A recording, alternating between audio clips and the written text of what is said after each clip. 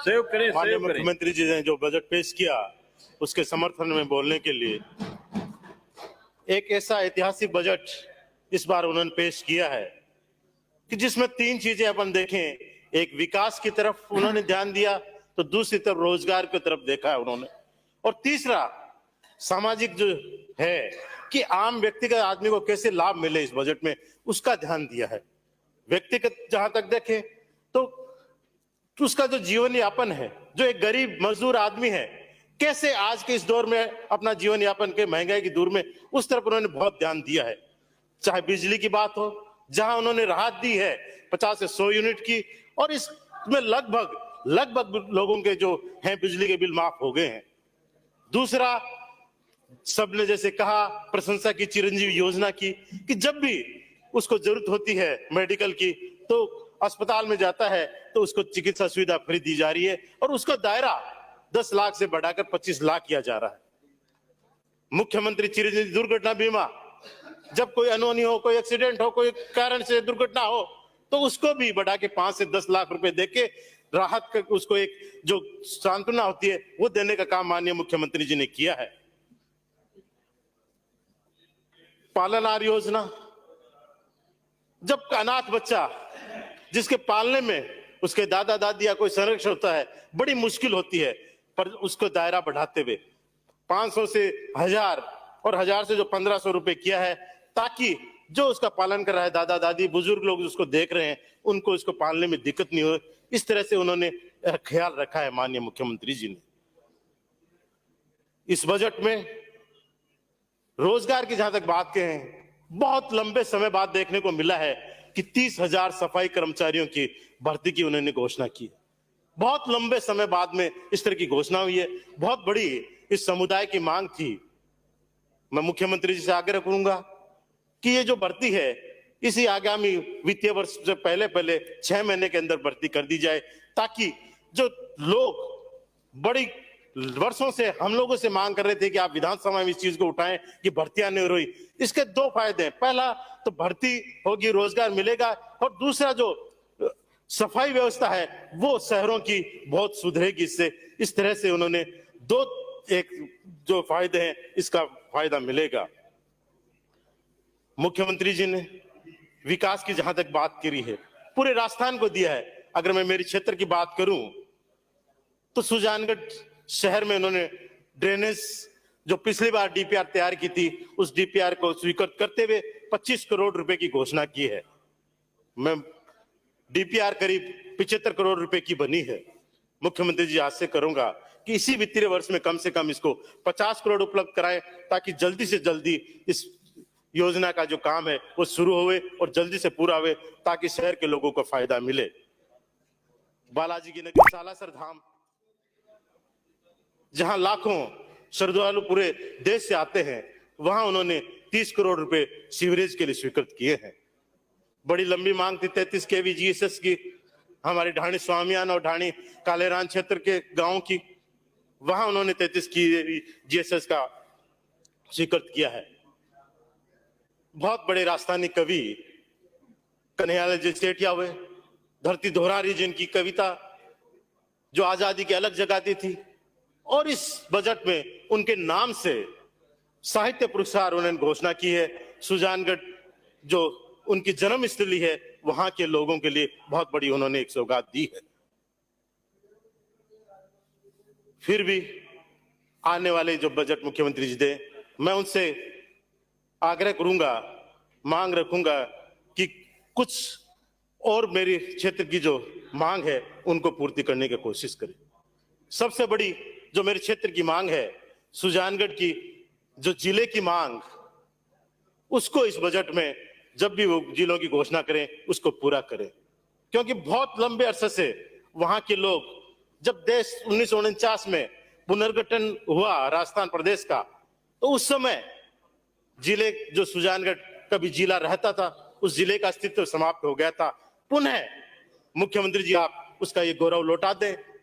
अभी पट्टों का अभियान चल रहा है, लोग पुराने पट्टे जमा करा रहे हैं, तो जब पुराने कागज देखते हैं तो आज भी उसमें जब दिखते हैं कि सुजानगढ़ शहर सुजानगढ़, जिला सुजानगढ़, तो उनकी आंखों में आंसू हो जाते हैं कि कभी हमारे जो दस्तावेज थे उसमें जिला सुजानगढ़ लिखा हुआ है, पर आज सुजानगढ़ की जगह सिर्फ तहसील और उपखंड सुजानगढ़ है। तो इस जो आगामी बजट के रिप्लाई में जब भी वो जिलों की करे, सुजानगढ़ शहर को जिलों में जरूर, यह सबसे बड़ी हमारे क्षेत्र की यही मांग है।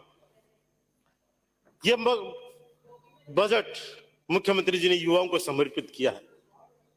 500 करोड़ रुपए उन्होंने युवा कल्याण कोष के लिए उपलब्ध कराए हैं। युवाओं की बहुत सी जो मांगे हैं इस बजट में पूरी करी हैं, पर फिर भी युवाओं की जो सबसे बड़ी मांगे होती हैं, रोजगार, पढ़ाई, खेल कूद के लिए अच्छा वातावरण, उसकी तरफ काफी ध्यान दिया है।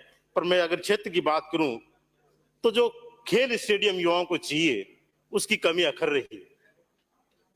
अगर कल जब इस बजट में अपना देवे तो इसमें अगर खेल स्टेडियम की घोषणा करा दें तो वहां के जो हजारों जो खेल प्रेमी हैं, युवा हैं, जो स्टेडियम की मांग कर रहे हैं, जो आगे बढ़ना चाहते हैं, उनको बहुत बड़ी सौगात मिलेगी इस बजट में।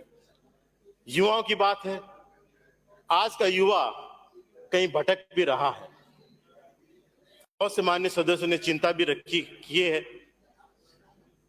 17 तारीख को प्राइवेट जो बिल आ रहा है उसमें भी उसका उल्लेख हुआ है कि जो युवा मादक पदार्थों की जो है, जो इसमें फंसता जा रहा है, उसको कैसे रोक लगाई जाए।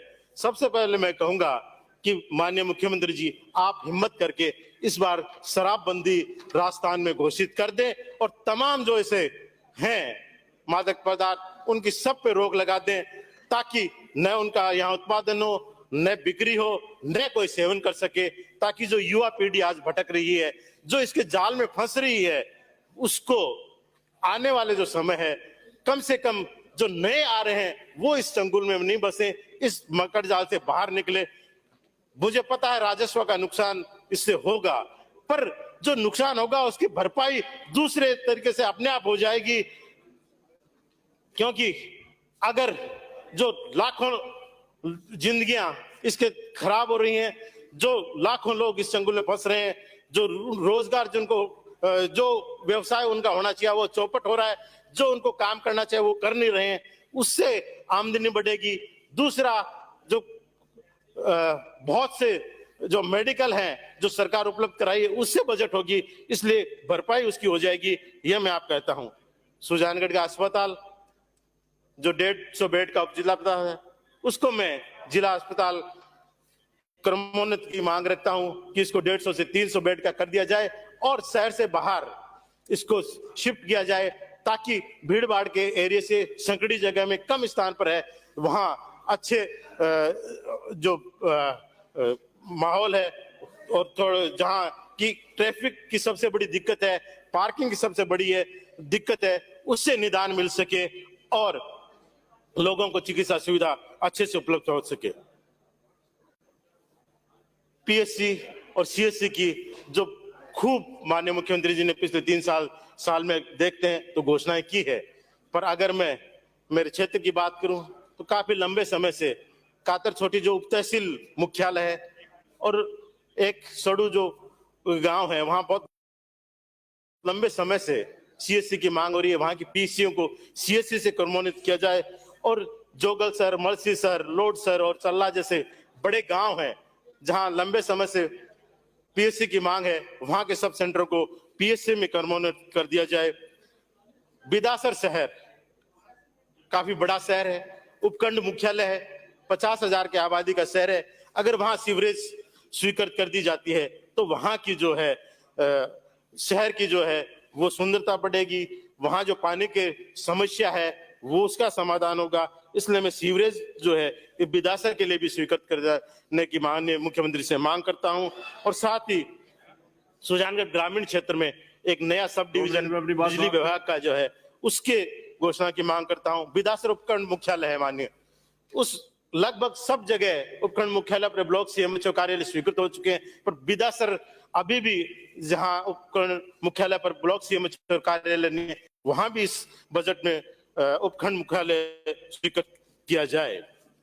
ये बजट अगर देखें तो माननीय मुख्यमंत्री जी ने एक ऐसा ऐतिहासिक बजट पेश किया है। मैं तो इस कार्यकाल को पहले भी स्वर्णिम कार्यकाल कहूंगा। इसका कारण यह है कि अगर पिछले कार्यकालों से और इस कार्यकाल से तुलना की जाए तो बहुत कुछ समझ में आता है। ऐतिहासिक कार्यकाल ने मुख्यमंत्री जी क्यों राजस्थान के इतिहास में सबसे स्वर्णिम काल रहा। अगर पिछले 5 साल की 4 साल की जाए तो बहुत कुछ समझ में आ जाएगा। स्कूलों की बात की जाए तो जहां 5 सालों में नाम मात्र की स्कूल पिछले 5 साल में खुले, नए प्राथमिक एक भी नहीं खुला था। कॉलेज मात्र 81 खुले, उसके जवाब में 210 कॉलेजेस जो 4 साल के सारे खुल चुके और इसके अलावा करीब 40 से 50 कॉलेज और नए इसी में खोलने की घोषणा माननीय मुख्यमंत्री जी ने की है। 266 नए प्राथमिक विद्यालय इस बजट से पहले खुल चुके हैं और 100 और नए प्राथमिक स्कूल खोलने की घोषणा इस बजट में हुई है। और अगर पिछले 5 साल की बात करें तो 13 से 18 के बीच में एक भी नया विद्यालय राजस्थान में नहीं खोला गया। क्रमोन्नति की बात करें तो करीब 2,500 स्कूल प्राथमिक से उच्च प्राथमिक विद्यालय में क्रमोन्नत हुए और वहीं पिछले 5 साल की बात करें मात्र 500 के करीब स्कूल क्रमोन्नत हुए। इसलिए ये कार्यकाल उनका ऐतिहासिक कार्यकाल है। चिकित्सा की बात करें तो जहां पिछले 5 साल में मात्र श्रीमंजीत Dharmpal 7 sub centre क्रमोन्नत 7 sub centre वहां खोले गए तो इस कार्यकाल में 1000 से भी ज्यादा सब सेंटर खुले हैं, क्रमोन्नत हुए हैं। तो अगर इस तुलना को अपन देखें तो समझ में आता है कि क्यों एक ऐतिहासिक कार्यकाल रहा माननीय मुख्यमंत्री जी का, क्यों एक शानदार बजट पेश किया। और मैं इस शानदार बजट के लिए माननीय मुख्यमंत्री जी को धन्यवाद देता हूं और इस बजट का समर्थन करता हूं। धन्यवाद। जय हिंद। धन्यवाद सभापति महोदय। आपने चुनावी वर्ष